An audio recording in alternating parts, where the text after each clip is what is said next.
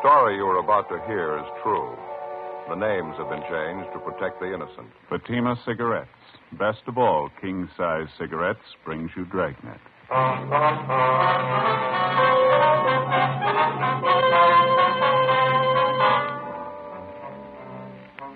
You're a detective sergeant.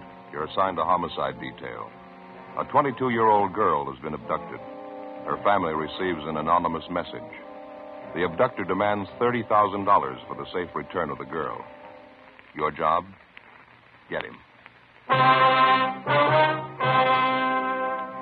See the difference. Taste the difference. Smoke the difference. You'll find that in Fatima, the difference is quality. Quality that gives you extra mildness. A much different, much better flavor and aroma. Yes, in king-size Fatima, you get all the advantages of extra length, plus Fatima quality, which no other king-size cigarette has. Fatima, best of all king-size cigarettes.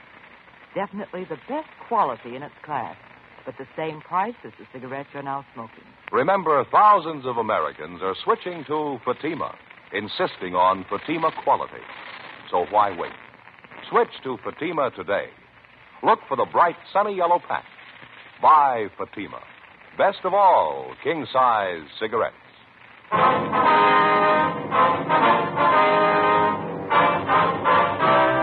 Dragnet, the documented drama of an actual crime.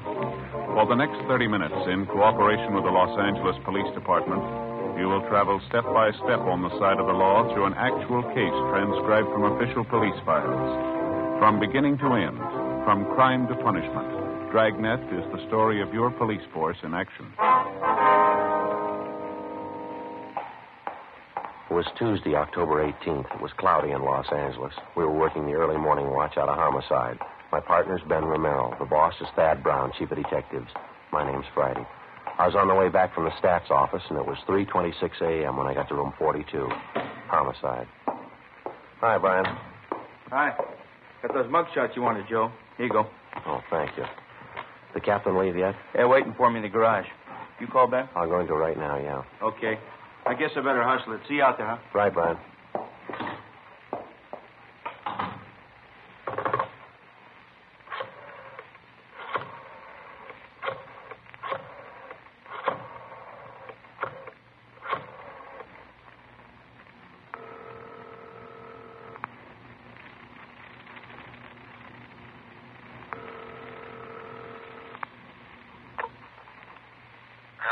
I'm sorry to wake you, Ben. This is Joe. How you feeling? Oh, hi, Joe. What time is it? 3:30 a.m. How's a sore throat? Oh, it's a lot better. Want to be back to work tomorrow. Well, we need you now, Ben. You want to be ready in about 20 minutes? I'll pick you up.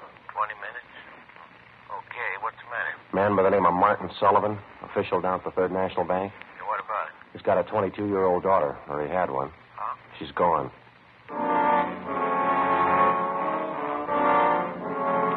Less than 14 hours before, at 1 o'clock the previous afternoon, Judith Sullivan was last seen driving off in a car with a man who'd represented himself as a friend of her father's. At 11 o'clock that night, the Sullivan family received an anonymous letter demanding $30,000 for the safe return of the girl. It had been the only contact made thus far by the abductor. As soon as we got word of what had happened from the girl's father, a broadcast and an APB had been gotten out. The entire force throughout the city had been alerted. 3:44 a.m. I pulled up in front of Ben's house.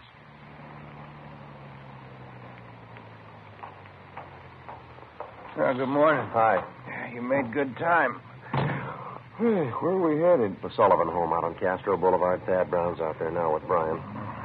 Any leads to go on? No, not so far. The girl disappeared a little before 1 o'clock yesterday afternoon. Note from the abductor came through last night. They're asking $30,000. Oh, I don't get it. Sullivan hasn't got that kind of money. Yeah, I know that. Poor guy's almost out of his mind. Mrs. Sullivan, too, they're all broken up. Fill me in. How'd it happen? Well, the girl was taken from a business school that she goes to. Man had her called out of class. He told her father was sick. Said he was a friend of the family. How about the teachers? What was their story? Well, they said the girl didn't want to go with the man at first, but he finally talked her into it. Kept telling her father was dying. Yeah, lousy thing. Did he use a car? Yeah, blue sedan. That's all we know. Witnesses didn't get the make or the license number. Any description on the man? Yeah, they say about 5 feet 9, 160, brown suit and dark hair. Is that all? That's it. Here's a copy of the letter that the Sullivans got. You can read it. It's the usual. All right, thanks. I have your daughter, Judy. Get $30,000 quick if you want her back alive. Don't call police or I'll kill her. Contact you later. Signed, The Wolf. Who's he, kid? I don't know. I could think of a better name. Well, here we are.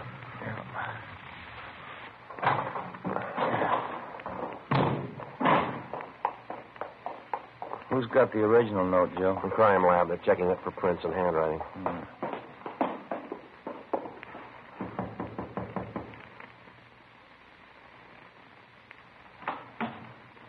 Hi, Joe. Romero. In the living room. Thank you, Tom. That's the way I see it, Mr. Sullivan. You understand exactly what you have to do now? Yes, I'll do as you say. All right, sir. Here are the two men who will help you. Sergeant Friday and Romero, Central Homicide. All right, Mr. Sullivan. Introduce. Mr. Brown, are you sure about all this? I keep thinking he might get frightened. He might do something to her. Believe me, Mr. Sullivan, it's the only way. I know how you must feel, but we can't do anything else. All right. I want to see Mrs. Sullivan first. Will you excuse me? I'll be ready in a moment. All right, fine. What is it, Chief? Any development? Back here, in the dining room.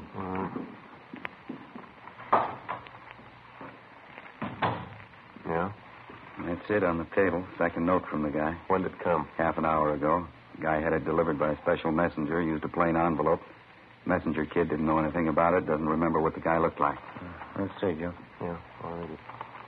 It says, meet me in Elysian Park, 5 o'clock this morning near Balkan Drive. Come alone, bring 30,000. We'll return girl. Don't tell the cops. I'll kill her if you do. It's the same signature, Wolf. Not much time, Chief. It's 4 a.m. now. I know it. We'll have to do as he says. There's no other way. Sullivan's going out there alone, is he? You're going with him, you and Romero. You'll be hidden in the trunk of his car. All right. Anything else? Any plan you want us to follow? Get him, that's all. 4:15 a.m. Ben and I went out back to the garage where Mr. Sullivan's car was parked. We jammed ourselves into the trunk compartment, and Brian closed the door on us. The latch was rigged so that we could push open the door from the inside. A few minutes later, Mr. Sullivan came out, got in the car, and we drove off. At 3 minutes to 5, we pulled up at the designated meeting place up in Elysian Park. We waited. Nothing happened. 5 minutes past 5 a.m. Still nothing. Outside, it started to thunder. Rain's starting, man. Windy. Joe? Do you hear it? Yeah. The car's coming up the road toward us, sounds like. Yeah. Wait a minute.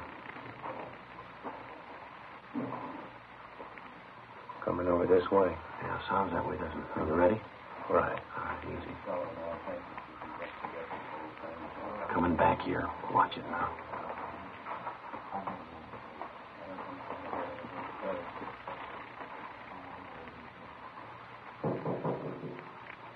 Friday?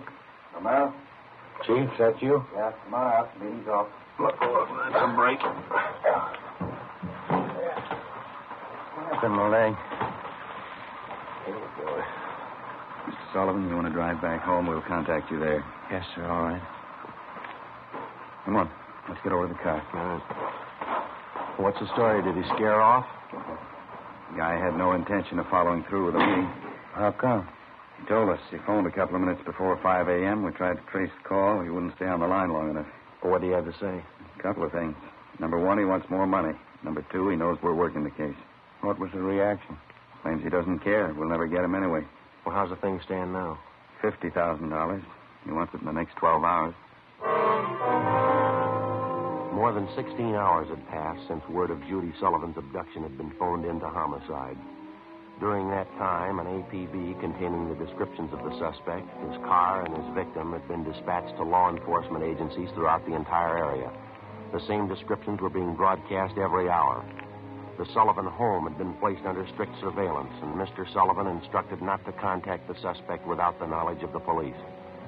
The girl's father had raised almost $10,000 in cash to buy him off, and the serial numbers on each one of the bills had been copied by a police stenographer and rechecked by a homicide officer.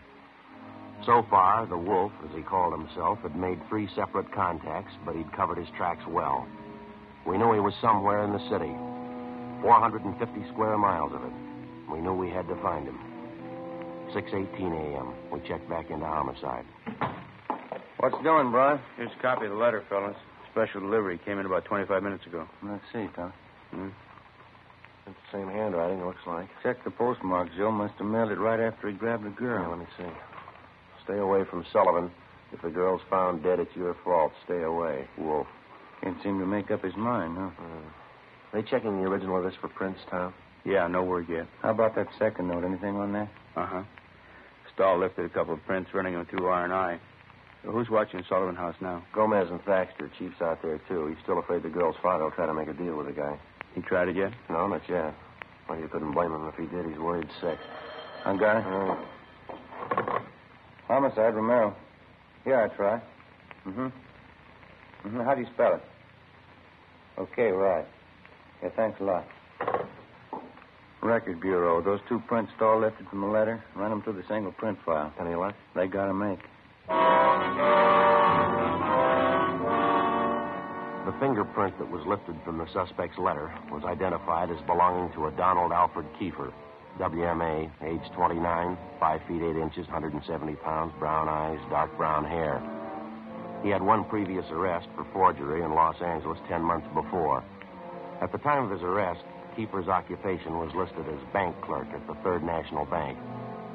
Well, I went down the hall to the Record Bureau to pull the crime report. Brian checked by latent prints to see if they'd gotten anything off the last note from the suspect. Ben went to check with Don Meyer in handwriting. 7:23 a.m. Chief Thad Brown got back to the office. I showed him Kiefer's crime report. All right, what's the rundown on it? Well, at the time Kiefer pulled the forgery job at the bank, Mr. Sullivan was one of the vice presidents. He was the one that preferred charges against Kiefer, and he saw that he was prosecuted. Where's this Kiefer now? Well, let me check that. He was placed on probation on May 16th this year. He returned to his home in Omaha, Nebraska. That's 1380 Mackinac Avenue. You call Omaha? I got the call in now. Ben took an exemplar of Kiefer's handwriting from the package. Don Meyer's going over it now. Chief? Hi. What about that last note? I've got the report right here. How's it look? Well, Stahl lifted some prints off it, brought them out with the iodine fume gun. They match with the first. There's something else. What's that? They examined the paper for watermarks and texture. Both notes are written on the same paper. Impressions show both pieces of paper from the same tablet. Check the density of the carbon in the pencil he used. Both specimens match, same pencil.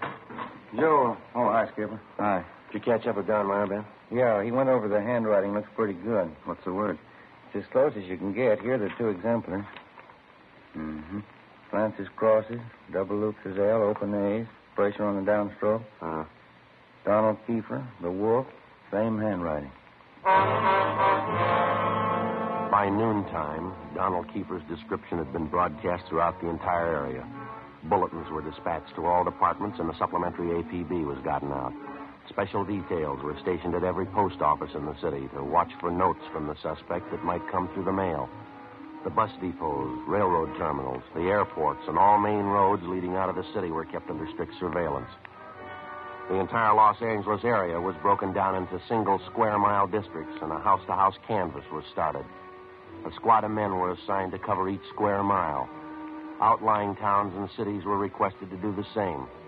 By 4 o'clock that afternoon, one of the greatest dragnet operations in the history of the city was underway. We were sure Donald Kiefer was somewhere inside. 5:12 p.m. We got the call back from the Omaha police. That so? Again, please. What was that? 6 X-ray 419 Nebraska plate. Right. Fine, Lieutenant. Thanks. Bye. They made the car? That and a lot more. The Omaha cops are looking for Kiefer, too. They want him for a robbery there 2 months ago. He used a stolen blue sedan in the robbery, 1939 model, Nebraska plate, 6 X-ray 419. What about his family and friends? Have they been checked? Yeah, they say Kiefer left Omaha about 6 weeks ago. I don't know where he was headed. We better get that car description to communications, huh? APB and a radiogram? Yeah, right. Friday, Romero? Yeah. What are you tied up with? Just got a call back from Omaha. Make on Kiefer in the car. Give it to me. You two get out to Sullivan House fast as you can. See Harris out there. Okay, what happened? Mr. Sullivan, he's disappeared.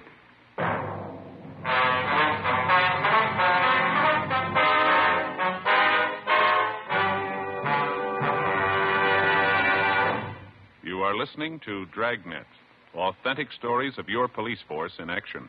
Millions heard it. Yet only 54 have written. Starting on Dragnet over 2.5 months ago, on September 20th to be exact, Fatima made a special money-back offer to more than 10 million listeners. The results? Amazing. Millions heard it, yet only 54 have written. If you smoke king-size cigarettes, listen to Fatima's famous offer. Buy a pack of Fatimas. Enjoy their extra mildness and superbly blended tobaccos. If you're not convinced Fatima is better than the king-size cigarette you're now smoking, just return the pack and the unsmoked Fatimas before January 1st, and we'll give you your money back plus postage. Fatima, Box 37, New York 1. Remember, thousands and thousands of Americans are switching to king-size Fatima, insisting on Fatima quality. So compare Fatima yourself. When you see the difference, taste the difference, smoke that difference, you'll switch to Fatima. Because in Fatima, the difference is quality. Look for the bright, sunny yellow pack. Buy Fatima. Best of all, king-size cigarettes.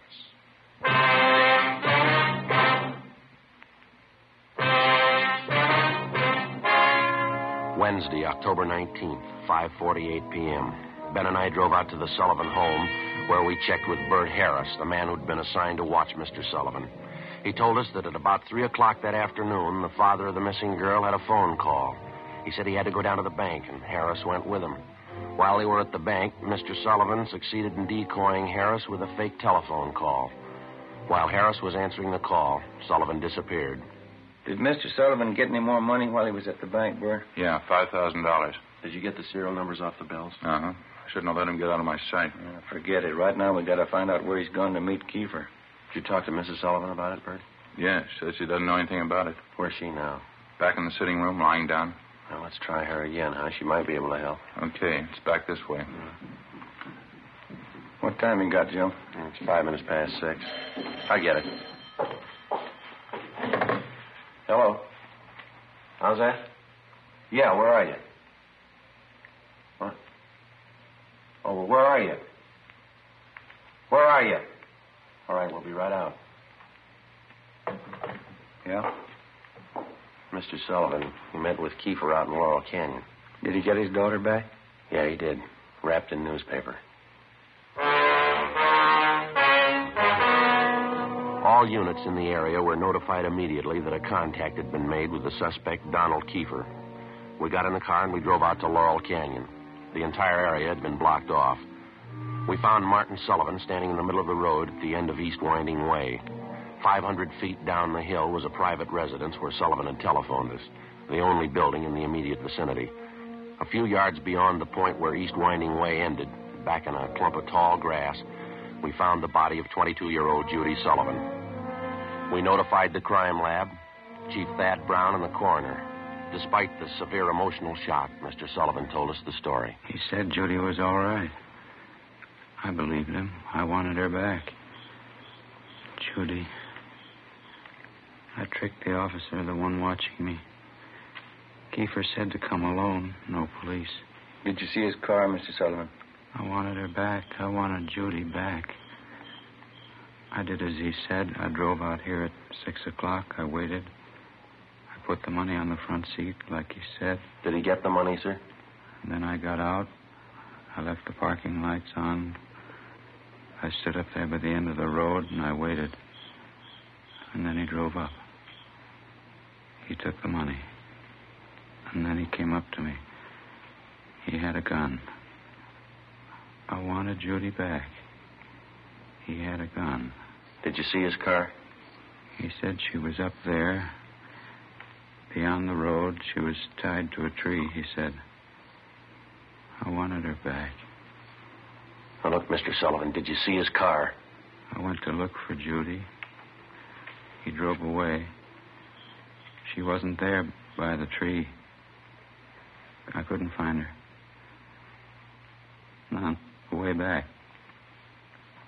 I saw them on the way. Yes, sir. Lord, let me find him. Oh, Lord, let me kill him.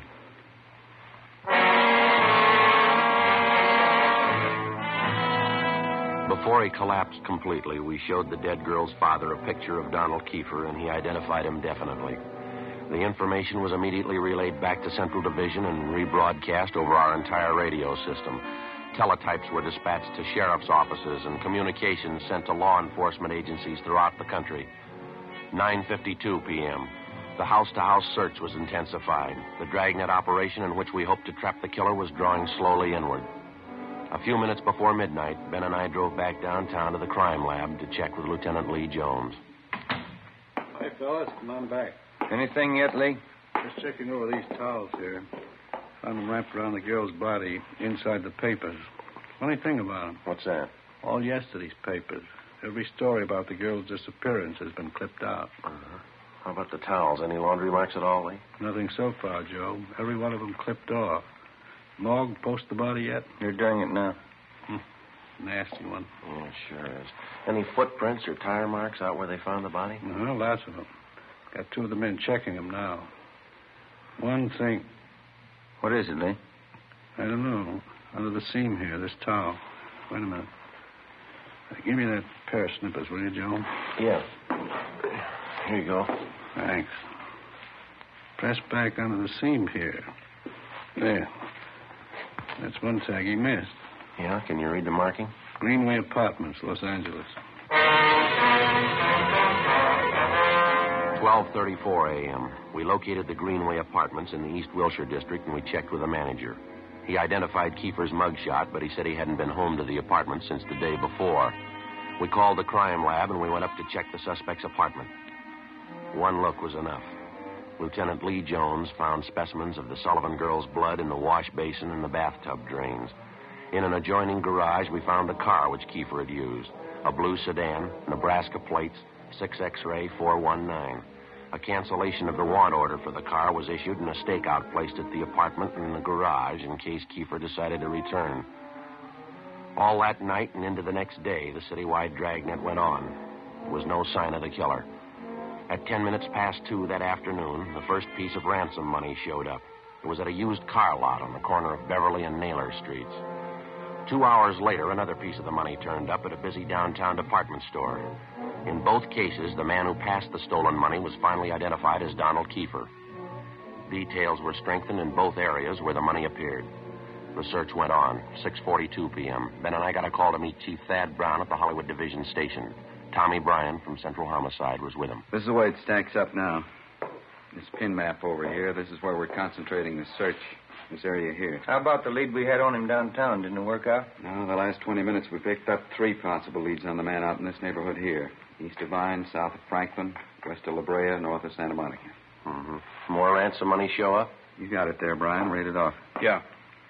5:35, Sunset and Highland. Newsboy thought he saw Kiefer crossing the street. 20 minutes later, a salesgirl in the diamond store up on Hollywood Boulevard thought she saw him. 10 minutes after that, he was reported seen near the intersection of Hollywood Boulevard and Las Palmas. You figure the reports are reliable? They were all checked out. Didn't put too much faith in him till a few minutes ago. How's that? $5 bill was passed at a cigar store, Hollywood Boulevard and Hawthorne, ransom money. We've already doubled the number of men and cars in the area. Men stationed at every intersection to keep an eye on pedestrian traffic. We're covering everything. Streets, stores, covering the whole neighborhood. I'll get it. Homicide, Brian. Yeah, just a minute. You, Chief. Oh. That, Brian? Yeah. Where? When was that? No, stay there. We'll be right there. Goodbye. Another piece of ransom money. Where'd it turn up? A theater on Hollywood Boulevard between Fairview and Hawthorne. Who passed the money? They think it was Kiefer? They're positive. They say he's in the theater right now. The information on Kiefer was phoned into communications immediately, and within a few minutes, men and cars converged on the neighborhood. The 1/2 mile area around the theater was completely blockaded. Every exit and entrance to the theater was covered. 7:23 p.m. Ben and I, along with Chief Thad Brown and Tom Bryan, met in the theater manager's office. Brown outlined our plan of operation. At 7:32 p.m., a detail of 14 men walked down the side aisles on the main floor of the theater and took up their posts on either side of the orchestra pit. The picture was stopped and every light in the theater was turned on. Chief Brown, Bryan, Gomez, Thaxter, Ben, and myself went down the aisle and up onto the stage. Chief Brown made the announcement. Ladies and gentlemen, would you hold it quiet for a minute, please? We're sorry to interrupt the picture, but this is a very important matter. We're police officers. Maybe you've read about it in the paper. A girl by the name of Judy Sullivan was abducted and murdered day before yesterday. We think we've traced the man who murdered her to this theater. We believe he's in this theater now. We're going to search the theater row by row, and we'd like to ask your cooperation. There's no need to be panicky or afraid. Those who wish to leave now may do so. Leave by the main entrance. Each one of you will be checked as you go out the door. For the benefit of the man we're looking for, don't try to escape. Every exit is covered. The entire area is blockaded. Don't place any more lives in jeopardy. All right, now... Hey! Hey, right there! There it goes! There! Outside exit! Come on, Ben. Joey, run down the alley, heading to the basement. Backstage, Joe. We can make it from here. All right, come on. Through here. Down here. Right with you. In here.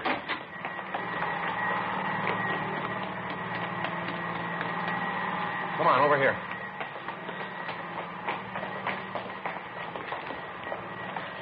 Air conditioning unit for the theater. Yeah. I don't see him, do you? No.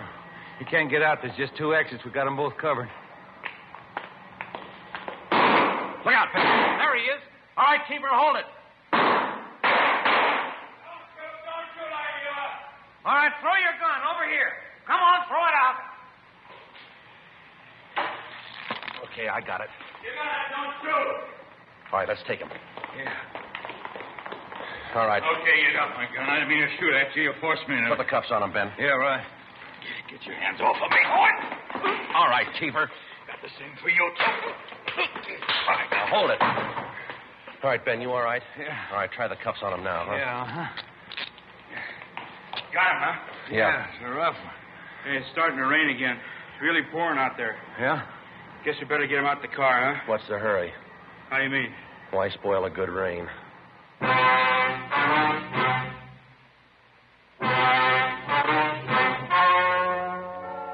The story you have just heard was true.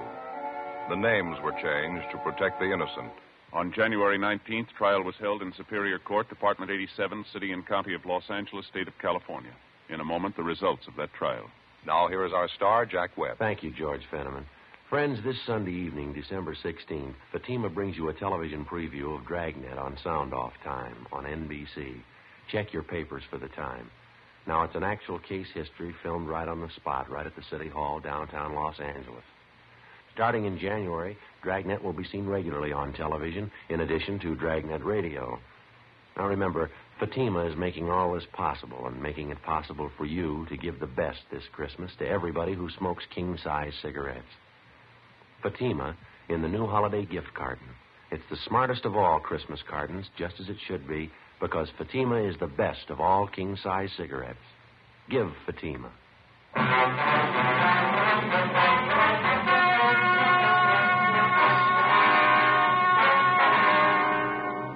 Donald Alfred Kiefer was tried and convicted of murder in the first degree, and on the recommendation of the jury, he received the death penalty. He was executed in the lethal gas chamber at the State Penitentiary, San Quentin, California.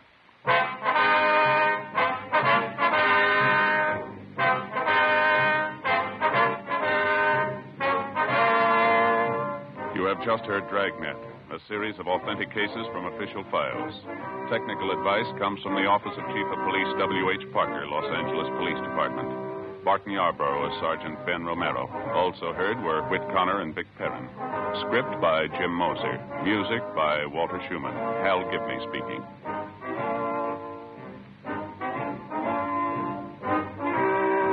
Fatima Cigarettes, best of all king-size cigarettes, has brought you Dragnet, transcribed from Los Angeles.